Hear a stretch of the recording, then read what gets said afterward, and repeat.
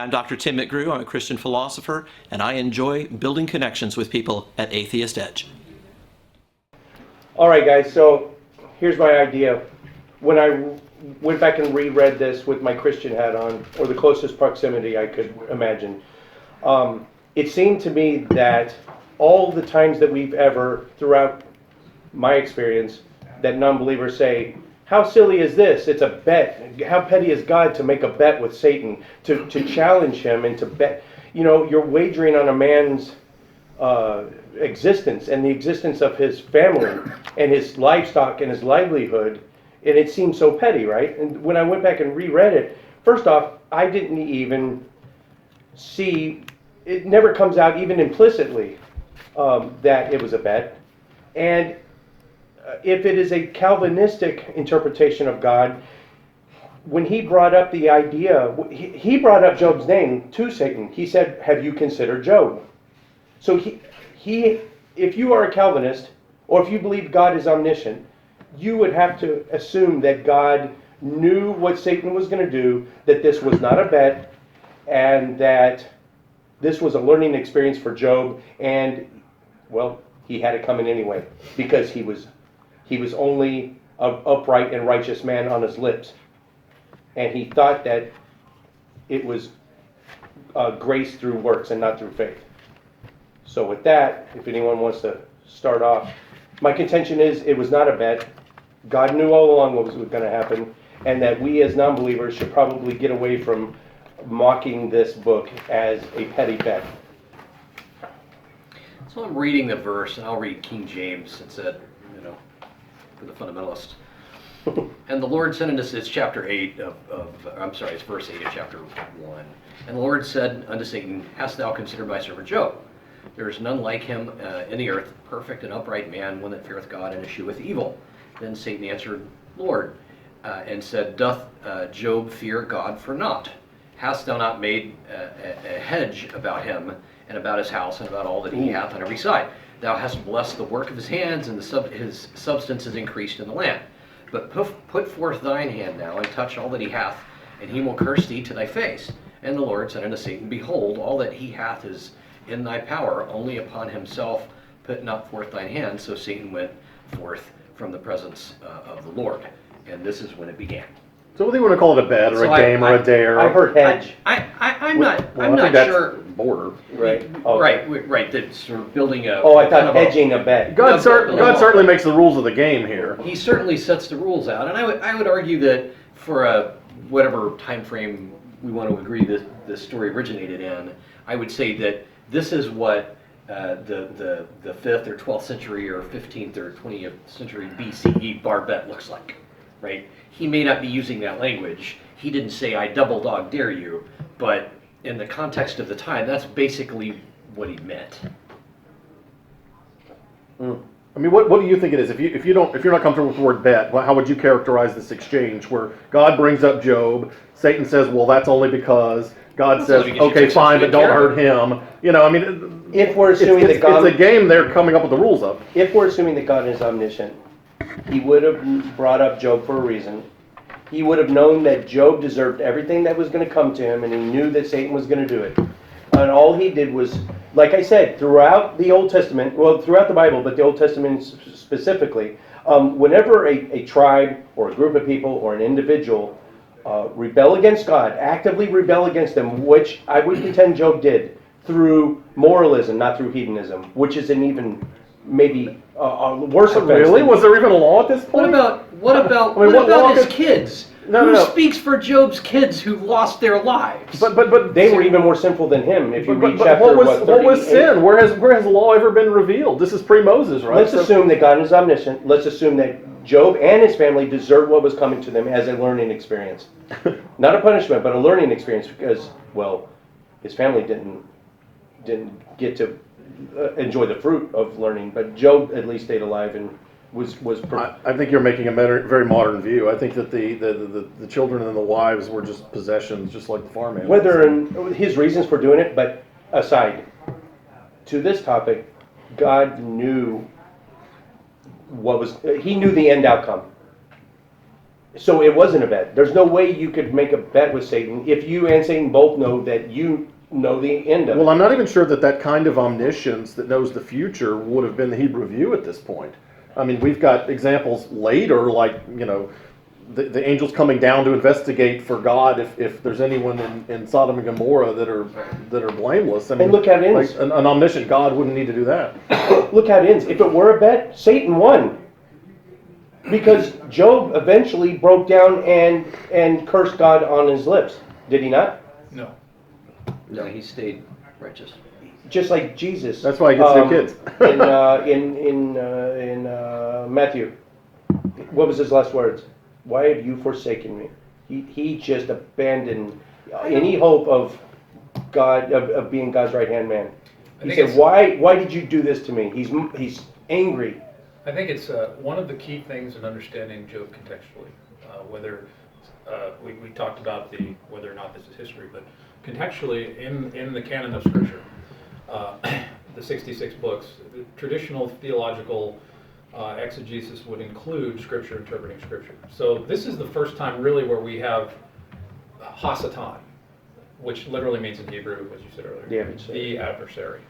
So what we're given in Job is a very small glimpse of the behavior of Hasa Time, of what he does. He is the accuser of brethren. But what I do, and the better way to back this out and look at what this conversation really is, whether you think it's true or not, the appropriate way to delve into the context of what Hasa Time would be doing, what his role is, why he's there, et cetera, et cetera.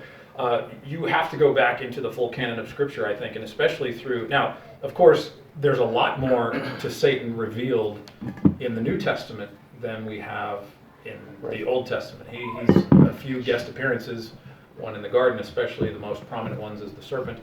But he is primarily the accuser of the brethren. He has the key to the pit in Revelation. Of course, these are New Testament. He is called the Abaddon, the accuser, the Apollyon, Beelzebub, Belial, the devil, the deceiver, the evil one, the serpent, the dragon of old. I'm glad you didn't say Lucifer. Good job. Well, because that is a mistranslation. Well, the son of the dawn, the son of the morning in Isaiah 14. Which is Nebuchadnezzar II. Well, here's the thing about that, Jim. If you go in Isaiah 14... tangent number one. Sorry, folks. No, okay. But it's important because we're in the key because we're identifying Hasa Time. And, of course, as you know, in 1 John, he says that there are many antichrists have come into the world. And so... any antichrist could be, especially in the context of a Near Eastern potentate, influential, the spirit behind somebody like a Nebuchadnezzar or a Nebuchadnezzar's son, or Nebuchadnezzar who condemns Daniel's friends to the fiery furnace, or Darius who puts Daniel in the den of lions. That the Hasa Time is working through him. I'm not saying possession necessarily, but it's sort of an incarnate manifestation of the enemy of God. So it's very possible that in Isaiah 14 you're looking at a combination of a Babylonian prince and the spirit of Satan, who's in the garden with God, it says, and then there's an Ezekiel passage as well, but Satan desires to sit above the stars of God in that passage in 14. So all I'm saying is with the context of what we have in the front, what's the ultimate thing that Satan is doing here? He is accusing Job of that Job is going to do this. If you do this to Job, Job's going to do this to you. And what God is revealing is not Job's righteousness, although he does say Job is righteous. God is revealing his righteousness. He is setting the stage because God reveals. So Job is as Rex said, Job is pre-Sinaitic, pre-law, before the Mosaic covenant, somewhere probably in the Abrahamic covenant somewhere. And so the Old Testament is a progressive revelation of God's nature to his people as they are able to receive it. So God has to condescend to the language of a fallen, sinful, rebellious Israel. And so the story of Job ultimately reveals God's omniscience, his righteousness. Now, it's true, Rex, that you don't have a fully developed doctrine of omnipotence, omniscience, but certainly in Job, being the longest discord that God has up until this time in the Old Testament of speaking, that the latter half of the text doesn't even acknowledge Satan, and just talks about God's omnipotence in creation. So the point of Job is to reveal God's righteousness, and in and amidst the struggle of mankind's desire for justice and Could having an that- audience with his creator. Could that have been done without putting boils on him and ruining his livestock and killing his family? I don't think God would be bound by necessity to do it one particular way, but certainly I think the question there brings up, why would God do it this way? Which is not information that I would necessarily have access to, but yeah, that's a legitimate question, but it's also a question that,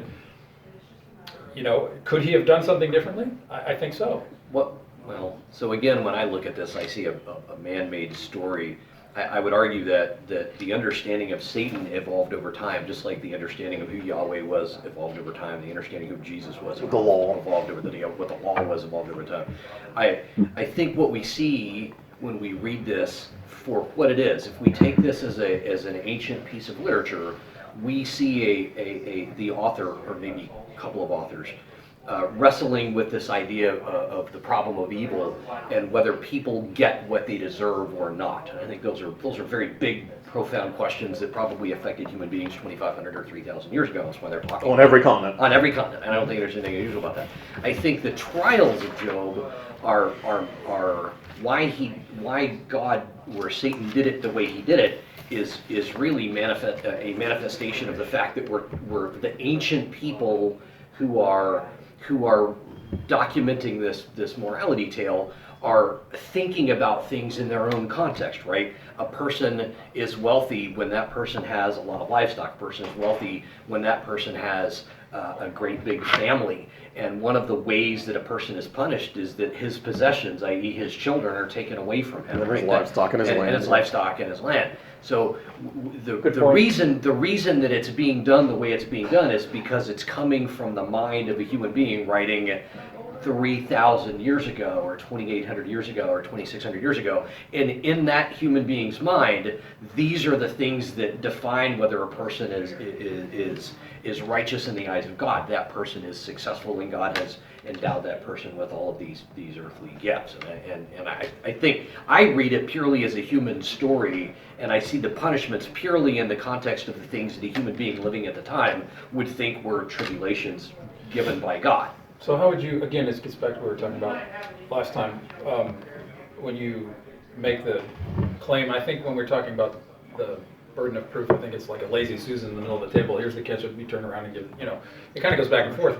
But when you look at a text from the ancient Near East and suggest that it was man-made, which again, I would agree that it's written by men. A human being wrote it. There's I have no argument there. So we don't agree with that, or we don't disagree. We don't disagree. The question is, the question is, does God work through human agency to compose this? Is this the way that God reveals himself to us? If it's not, I think the lazy Susan burden of proof comes back to you in terms of making the assessment or the claim that this is just man-made and this is not how God would reveal himself.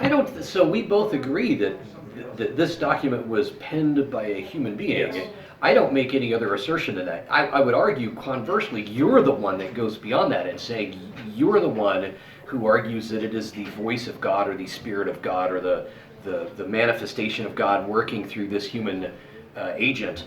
You're the one that takes a burden of proof above and beyond where we part ways. I make no additional claim that this is anything other than something written down by a human being. Just like every other book in the library. Just like every other book in the library. There's nothing unique or special about it. And Dan was saying the burden of proof. But I don't have a burden the of claim. proof. Well, the claim that it's not divinely That is a inspired claim. is a claim. That is a claim. No, Yes, I'm claiming I have no evidence that it is. I have no evidence that it is divinely All, inspired. that all goes you back to can, the all you can evidence say is question. listen to his claim that this wasn't divinely inspired, and you can say, I I'm don't unpersuaded, accept that. yeah. Then you're absolved of your But your to burden. say that it's not divinely inspired, It implies a a conclusion. text. That is a So claim. maybe the more careful articulation would be, I have no evidence that this is divinely Sure. inspired. Exactly. That still Right. creates an infinite regress of what is acceptable evidence for divine inspiration. Well, we think in It's not terms up of to me to define it. naturalistic, It's not up to me to define evidence that. is, But if you say it's not, then you are kind of tacitly defining it. But the problem is only in the context that you've made an assertion that it is, and I'm saying no, I don't think that it is. if you try to appeal to, the customs of the time and all,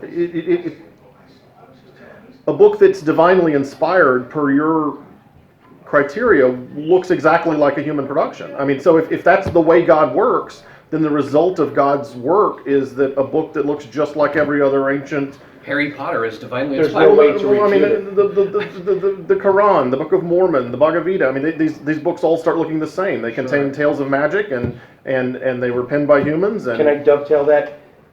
Our biggest and possibly only 3 tools for a non-believer to accurately observe the universe is naturalistic. It is science, it is philosophy, it is math. There is no tool. As far as we know, there is no tool for measuring supernatural phenomena. So there's except our 5 senses, and we don't see it. That's Right. empirical. Right. That's scientific. But we can't use that to measure a divine phenomenon. Well, you take what you just said, the criteria, this is all we have, is not a claim that can be established metaphysically or empirically. Empirically. You can't empirically establish that these are the only ways to know whether or not God There might be exists. other ways. I'm just They said these are unaware all we of have. another Yeah. method. Yeah. these are all That's a aware. metaphysical We claim. didn't To say this have- is all I have is not an empirical. It doesn't stay within the bounds of empiricism. As far as I know, from my limited, That's all. Yeah, I that's all hate I'm saying saying. worldview. But it's not. But, It's the yeah. tools. What we're talking about are metaphysical constructs. When we're talking about epistemology, we get into the field of epistemology. We're dealing in the realm of abstractions and tools. The number 2 isn't a physical reality, right? It's a metaphysical concept. It's weird. This was Einstein's claim about the universe. It is so eerie that numbers work so well in describing the deepest and most the recesses of gravity of the universe of cosmic the fine tuning that numbers work. But the idea of the epistemic sense and exploration of the universe. To say that the only tools I have available to me are my 5 senses is itself a Oh, I never said non-empirical that. claim.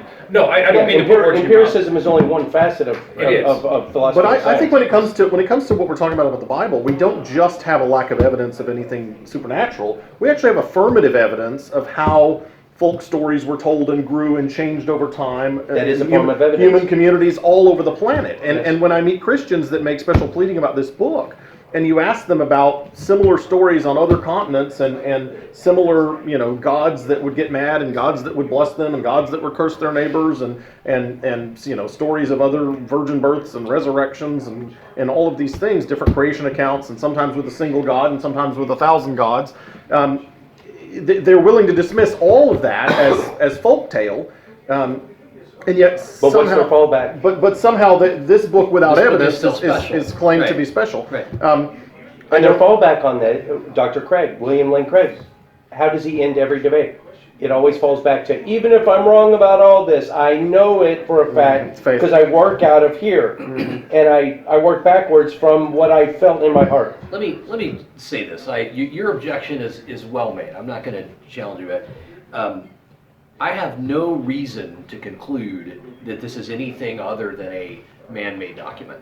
Is it possible that some divinely inspired document could exist? Sure. It's possible that there is a deity. It's possible there are multiple deities. I have no evidence for them. When I look at this and I compare it to contemporaneous works of literature, it looks to me to be profoundly similar to those in theme, in content, in understanding of morality and understanding of suffering. There's nothing that jumps out to me when I look at this objectively as a modern reader.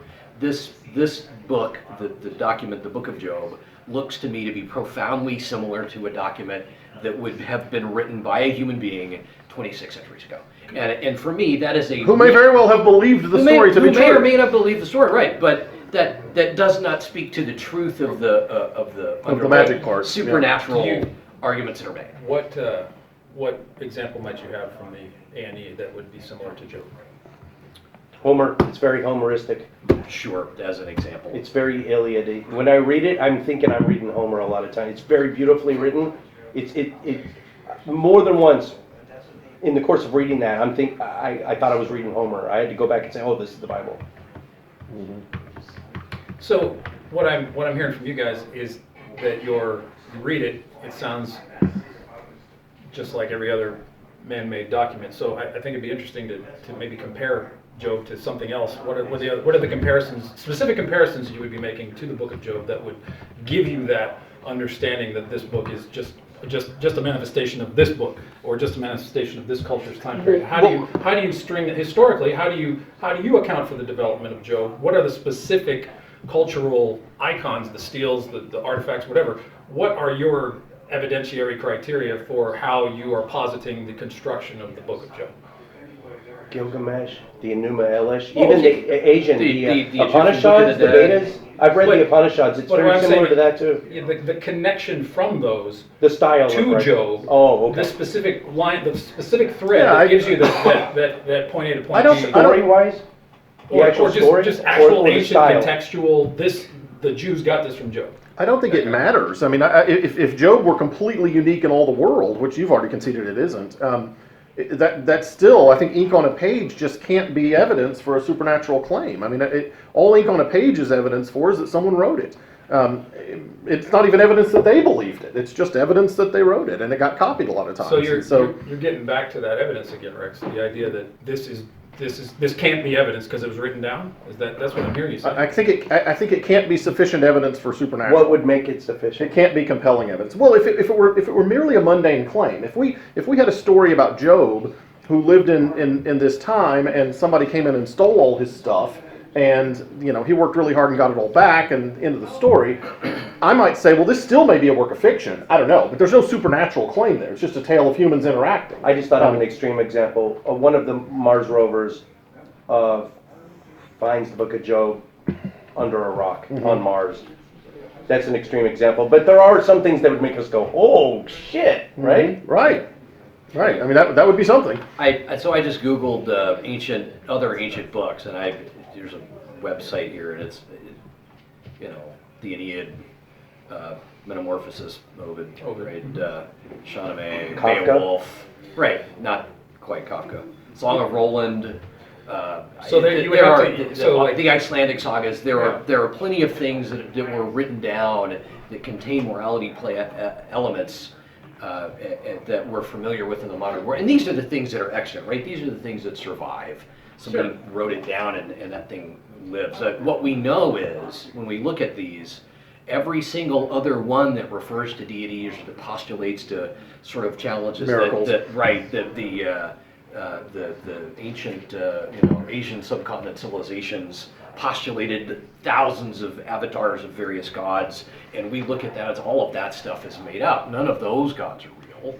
So I look at this and I look at the Book of Job, and the conclusion is, this looks profoundly similar to those kinds of morality tales. It looks to me like it's a work of human hands. So I hear you saying that.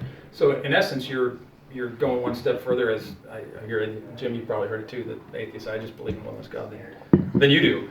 Sure. And but I think that the one less God, the acceptance. I don't think you guys would say you're not being dogmatic about there is no God. It's likely probable that you're a probabilistic. Probably not. Sure. Right. Okay. So the idea that the probably not thesis is actually, I think, arguably, a theology, a systematic theology that denies the existence of God based on certain evidential criteria. What is God it? doesn't? What it is- denies the existence? that atheism is a kind of theology that denies the existence of God through these particular theological precepts of why God does not exist, and it belies the fact that there's a tacit standard there to know that, like, if I'm like there's no socks in my Right. dryer, I only know there's no socks there because I know what socks are. If I'm saying that Some the world, atheists are like that. I think those are a minority. Well, I and I think also most think- of us don't So subscribe to that. I gotta challenge this. The only intellectually honest position I can take, looking at the world and looking at the claims that you're making, is I don't really have any evidence that the claims that you're making are true. So my conclusion is that I think probably that it's not. I can't absolutely say for sure with intellectual rigor there is no God. I've never said that. Yeah, I'm not that's- saying any of you said that. I have said and I would could- choose to live my life in the absence of Right.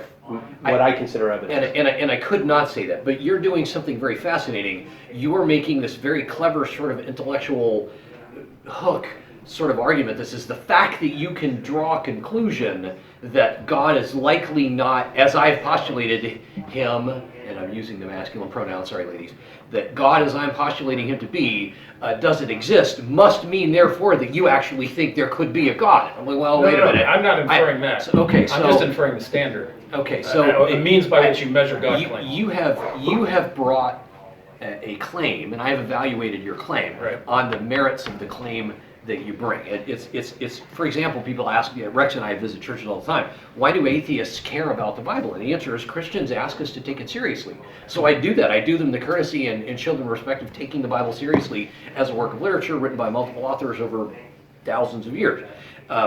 So you are asking me to evaluate your claims, and I am giving your claims the merit that I think they deserve, and you bring good arguments to the table that cause me to think. But in considering your claims, I'm considering your claims on their merit, not on some independent standard. I'm just using reason. I'm applying reason to evaluate. It'd be like if I'm painting your house, I come in and give you a square foot estimate. I'm going to use a tape measure, right? And I say, well, your walls are 10 by 20. Yeah, but you're the one that brought the tape measure. You're the one that brought the tape measure. Right, exactly. Right? It's not my tape measure. I'm using your tape measure. Right. So I can tell you that the room is 10 by 20. It'll cost you $200 to paint that room or whatever. And you can say, okay, I accept your unit of measurement. Or we end up, if you don't trust me or my tape measure, or the way I measure, we could end up with an infinite regress of contractors coming in to measure your walls until you're satisfied with one standard of measurement that says, okay, it's 10 by 20. That's a good point. And so are we going to go into an infinite regress of what I call the infinite regress of the tape measure? Or are we have to at some point epistemically trust point A as a source point of truth before we move forward? And I think all the atheists, the anti-theist claims seem to be predicated upon, whether the atheist is aware of it or not, seem to be predicated upon an idea that they have a standard of measurement for divinity. That's all, to be able to reject it. I think some claims are just a whole lot more consequential than others. I mean, if I'm paying you to paint my room and you give me a bid and you think it's 10 by 20 and it's actually 10 by 21, but you're going to stand by your bid, I don't care. I don't fight that one because it's not an important claim. The belief in God has been incredibly consequential to the human race for centuries. This is a much bigger deal. Absolutely. And that's my point. But let's get to the definitional point for just a second. It is true, and I think all of us would agree with the definition of atheism, that is merely a lack of belief. But that doesn't mean that an individual atheist, in addition to the lack of belief that defines them as an atheist, can't hold additional beliefs on a wide range of subjects. And I hold additional beliefs on a wide range of subjects. I don't attribute those to my atheism. My atheism is merely a lack of belief in God, on full a specific stop. subject. But I can have lots of beliefs on lots of other topics. And one of the topics that I have an additional belief on is this question of where did gods come from? Well, they came from human imagination on lots of different continents in lots of different ways. And as I articulate that, and as I say why I think Yahweh of the Bible is a man-made story, I'm bringing together whatever evidence I've got, and you might eventually convince me otherwise. But that's a belief in addition to my atheism. That's not part of the definition of atheism. Well, and I think the absence, and this is where I think I'm confused with, I tend to be confused about the way, I mean, it's kind of your all's intertribal warfare about how I've seen posts about how people define, atheists get mad at atheists for how they define atheism. And I'm not just like Christians do. Just like Christians. You've been watching my channel, haven't you? We have similar problems. We share a burden, an epistemic burden. Are Episcopalians real Christians? Are Mormons real Christians?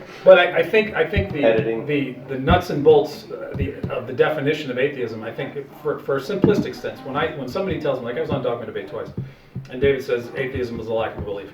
I says, well, our 3.5 hours or however long it was were largely David's beliefs about God. And it seems to belie the lack of belief if I say, well, tell me about Leviticus.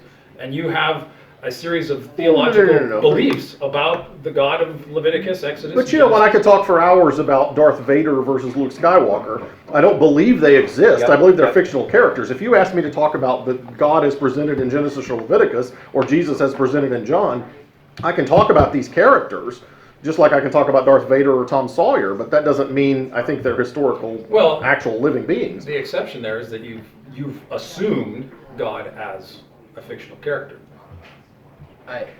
So that's I what assume Darth Vader is a fictional character. Well, I mean, that's what the assumption is in what you just said. You're assuming God to be equated with a fictional Right, character. and if anyone can convince me otherwise, I want them to. I also assume that Hogwarts School for the Magically Inclined is also not a real place. If course, 69% of the United States Made up. population Although you could argue it's believe a that to be Universal true, Studios. I would be You reading might, Harry you might. Potter in a different way. Yeah, 69%, it would be more consequential. 69% of the country I live in actually believes this stuff. In the God as So portrayed in the Bible. I look at it a different way than I would Harry Potter, where no one believes it. And, Right. I think it's unfair and a mischaracterization for you to say that we approach the Bible with an assumption. I don't. I'm not saying you guys. Or- I'm being general with the atheist. So there may be I want to be careful how I say this. There may be atheists who would say, "I know there's no God." In fact, sure. I I'm know not saying a yes. couple of them who will probably never watch this video who have said that to me before, and I'll tell them that's intellectually, in my opinion, that's not an intellectually honest position. And for me, and I don't want to speak for these guys, but for me, it's important that I'm clear about what position it is I'm taking. I think Rex put it very well. I don't have enough data to accept the claims that you're making about there being an entity called you made that Yahweh. clear, Right. yeah.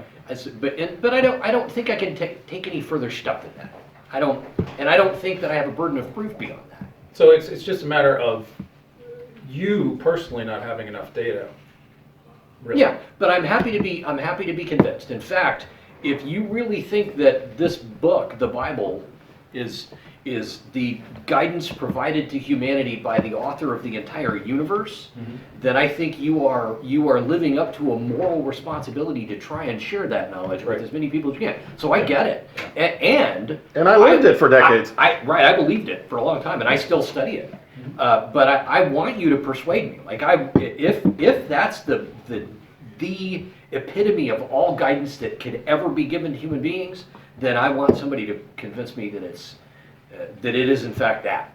Dan, we got to put a bow on this. Yeah. Dan, final words on: is this book? Is it a bet like most atheists think it is, and is it worthy of mockery in that sense? Well, Jesus says to be prepared for the mockery. I'm not saying you guys are doing it, but